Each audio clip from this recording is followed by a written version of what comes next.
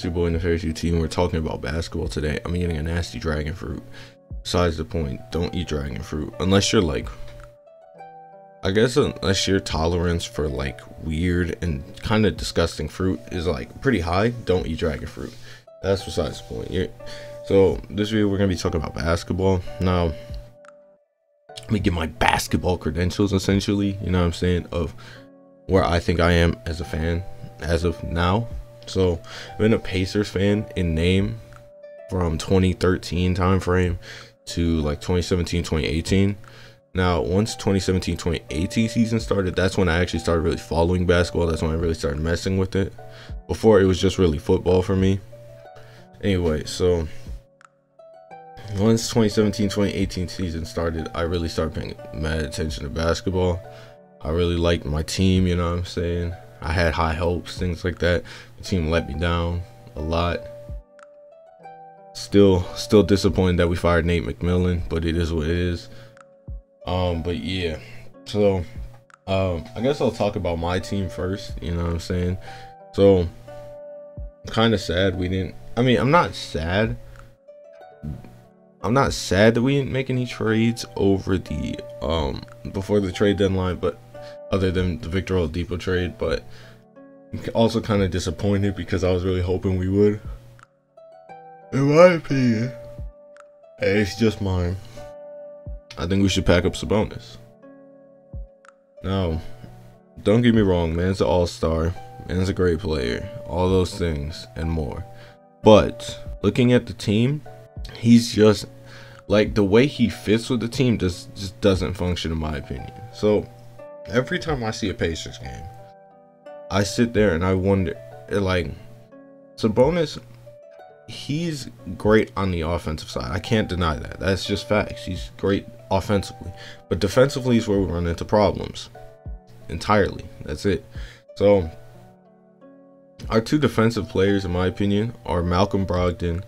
Jeremy Lamb's occasionally up there. He's good defensively, and then it comes to Miles Turner. Now, Miles Turner, I got my own beef with him due to the fact that Miles Turner will play fantastic when it's a average league center, when it's like no big name, like if it's, for instance, Daniel Tice or like Mo Wagner, I guess.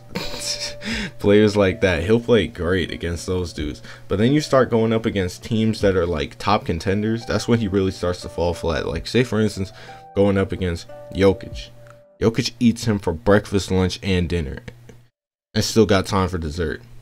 Embiid eats him for breakfast, lunch, and dinner. Bam Adebayo kills that man. It's like, now, if you, in my opinion, if you want to get considered one of the best centers in the league, you got to be able to compete against those dudes. You can't just get walked over. But that's besides the point. Malcolm Brogdon, solid player all around. I don't think we need to, we need to keep him, because in my opinion, he was snubbed this year for the All-Star team. Man's has been putting in that work. He's a solid defensive player, like really good. Like, I will never forget when we played the Bucks first time, or not the first time, but it was close to All-Star break when we played the Bucks. They put Malcolm Brogdon on my guy Giannis, and Giannis was getting clamped. I can't even lie. Now, that's because Giannis has a boatload of other problems that he cannot shoot to save his life, and that his post game isn't really a thing.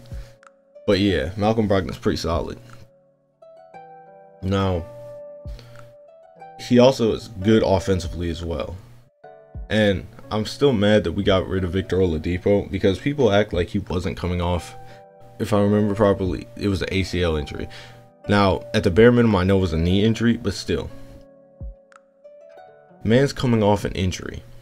You're expecting him to just become that player off rip is wild to me. Like, say for instance, you break your wrist or something like that. You're not going to be the same player off rip, even when you come back. You're going to need time to adjust to your game and make sure that mentally, you may be 100% physically, but it's also about the mental.